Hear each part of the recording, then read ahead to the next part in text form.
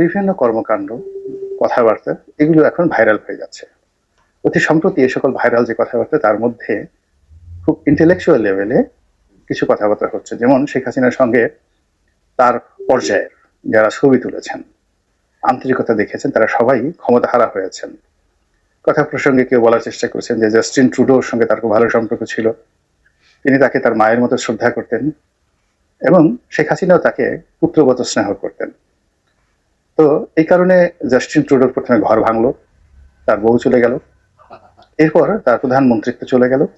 একইভাবে ঋষি সুনাক, তো ঋষি সুনাকের মন্ত্রিত্ব চলে গেছে, ব্রিটেনের প্রধানমন্ত্রী ঋষি সুনাকের মন্ত্রিত্ব চলে গেছে।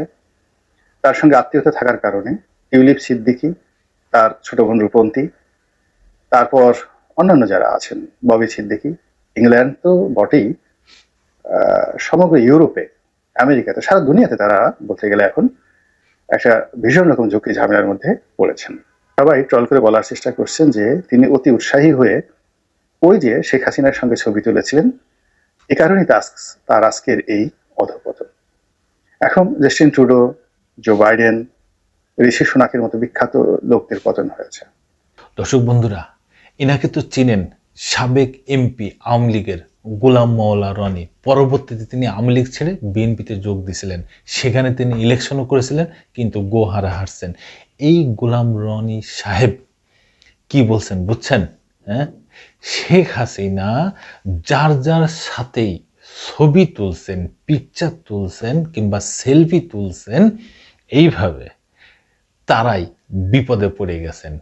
যেসব রাষ্ট্রপ্রধানরা শেখ হাসিনার সাথে সেলফি তুলছেন, পিকচার তুলছেন, তাদের সবারই কুপকাত হয়ে গেছে। এর ভিতরে কয়েকজনের উদাহরণ তো দিতেই হবে, যেমন জাস্টিন ট্রুডো, কানাডার প্রেসিডেন্ট। দেখেন, তার সংসার ভেঙে গেছে, তার বউ চলে গেছে এবং তিনি কানাডার থেকে কুপকাত হয়ে গেছেন, বিদায় নিয়ে নিয়েছেন। তিনি আর প্রধানমন্ত্রিত্ব নাই, তিনি ভোটে হেরে গেছেন। এই হলো জাস্টিন ট্রুডোর অবস্থা। তারপরে আসেন ইংল্যান্ডের প্রেসিডেন্ট ঋষি সুনাক, যিনি ভারতীয় বংশোদ্ভূত। এনার সাথেও শেখ হাসিনার ছবি তোলা আছে, সেলফি তোলা আছে। তো তারপরে কি হয়েছে?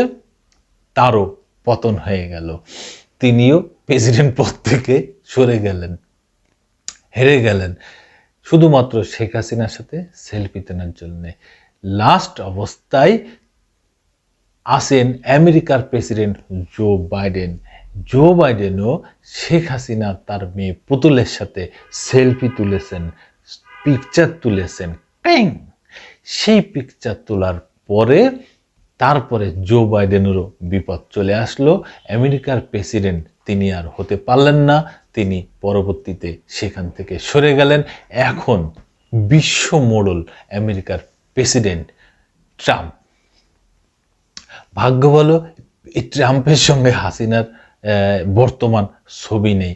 আগের ছবি তো ওইটা তো বাদ, রানিং ছবি থাকলে হয়তো ট্রাম্পও নগদে পড়ে যেতে পারতো, হতে পারতো। যা হোক, এখন এই বিপদ কার ঘাড়ে যে পড়েছে, নেক্সট কে পড়ে যাবে? তিনি হচ্ছেন এখন শেখ হাসিনা ভারতে আছেন। তাহলে কি এবার মোদির পালা? মোদির কি ক্ষমতাতে সরে যাওয়ার সময় হয়ে গেল? ক্ষমতাতে হেরে যাওয়ার সময় হয়ে গেল? আমার ধারণা তাই। দর্শক বন্ধুরা, আপনাদের কি ধারণা? এই বিপদ যেখানে যাবে সেখানেই একটা না একটা সমস্যা হবেই। এই 15 বছর বাংলাদেশে যেই পরিমাণ নির্মম স্টিম রোলার চালিয়েছেন, যেভাবে নির্মম নির্যাতন চালিয়েছেন, লাস্ট জুলাই আগস্ট 2024-এ তিনি ছাত্র জনতার গণ আন্দোলনের উপরে যেইভাবে নির্মম অত্যাচার চালিয়েছিলেন, যে হত্যাযজ্ঞ চালিয়েছিলেন, তাতে তার পালিয়ে যাওয়া লাগছে বাংলাদেশ ছেড়ে। 2024 সালের 5 আগস্ট তিনি পালিয়ে ভারতের ঘাড়ের পরে যে উঠে বসছেন। এখন দেখার পালা ভারতের কি অবস্থা। একে দেখেন, তিনি যাওয়ার পরেই ভারতের কিন্তু নানান সমস্যা অলরেডি হয়ে গেছে। তাদের টাকার মান, মানে রুপির মান বিশ্বের ইতিহাসে সর্বনিম্ন পর্যায়ে ডলারের বিপরীতে। আরও দেখেন, তাদের বহির্বিশ্বে যে দাতা দেশগুলা, দাতা সংস্থাগুলা তাদের দেশে যে ইনভেস্ট করত, তাদের সহযোগিতা করত, সেই দেশগুলা এখন তাদের ভারত থেকে তারা টাকা রুপি ফিরিয়ে নিয়ে যাচ্ছে, ডলার ফিরিয়ে নিয়ে যাচ্ছে, তাদের ওখানে আর ইনভেস্ট করবে না। যেসব ব্যবসা বাণিজ্য করত যেসব দেশগুলা, যেসব প্রতিষ্ঠানগুলা, তারাও এখন ইনভেস্ট করতেছে না ভারতে। তারপরে দেখেন ভারতের যে বন্ধু রাষ্ট্রগুলো ছিল, মিত্র রাষ্ট্রগুলো ছিল ভারতের সীমান্তের আশেপাশে, যেরকম পাকিস্তানের সাথে একদম দাকুরল সম্পর্ক, তাদের সাথে আর কোনো বন্ধুত্ব নেই। চীনের সাথে তাদের আর কোনো বন্ধুত্ব নেই। নেপালের সাথে চীনেরও ব্যবসা আছে, ভারতেরও আছে। ও এখন গোল আলু, যে যার ক্ষমতা বেশি ও তার দলে থাকবে। মায়ানমার দেখেন, ওরা নিজেরাই জর্জরিত নিজেদের সমস্যা নিয়ে। অং সান সুচি সে হচ্ছে জেলখানায়। আর ভারত, শেখ হাসিনা টানা 15 বছর ভারতকে শুধু দিয়েই গেছে। এটা শেখ হাসিনা বলেছেন যে আমি যা ভারতকে দিয়েছি তা ভারত কল্পনাও করতে পারবে না। কিন্তু শেখ হাসিনা চলে যাওয়ার পরে ভারত তার কিছু পাচ্ছে না। টানা 15 বছর তো ভারত ভিক্ষের হাত নিয়ে বাংলাদেশের কাছ থেকে শুধু নিয়েই গেছে। কিন্তু মাগার শেখ হাসিনা কিন্তু কোনোদিন বলে নাই যে আমি কি পেলাম বা বাংলাদেশ কি পেল, কখনোই বলে নাই। তবে শেখ হাসিনা একটা জিনিস নিশ্চয়তা পেয়েছে, সেটা হচ্ছে কি, ভারতে তিনি এই যে পালিয়ে থাকার একটা জায়গা, একটা বাসস্থান যে পেয়েছেন, এইটার নিশ্চয়তা হাসিনা এই 15 বছরে করেছেন। তার জন্য তিনি সেখানে আছেন।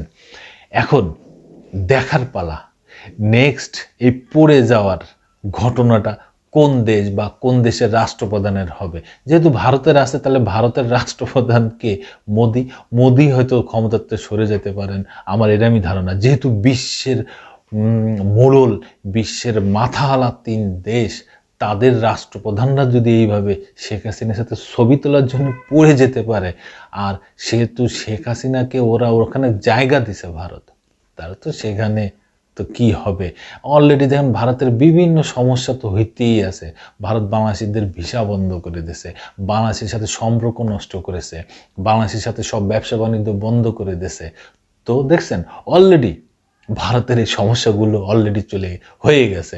ভারতে দেখেন যে আবাসিক হোটেলগুলা বাংলাদেশিরা যায় না বিদেয়, তাদের ওখানে কোনো মশা মাছিও নেই, তারা বিপদে পড়ে গেছে। রেস্টুরেন্টগুলা বাংলাদেশিরা নাই, রেস্টুরেন্টগুলা হাহাকার।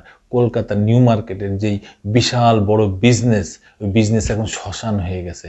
তারা এখন কান্দাকাটি করতেছে, ভিক্ষের থালা নিয়ে রাস্তায় নামতে হবে। তারপরে অটো পার্টস ব্যবসায়ীরা, তাদের অবস্থা খারাপ। ডাক্তাররা যে বাংলাদেশের রুগী দেখবে না, ক্লিনিক হসপিটালগুলো ফাঁকা, পুরা ফাঁকা একদম। দেখেছেন অলরেডি শেখ হাসিনা যাওয়ার পরে ভারতের অবস্থাটা কি। শেখ হাসিনা যেখানেই যাবে সেখানেই এই বিপদ থেকেই যাবে।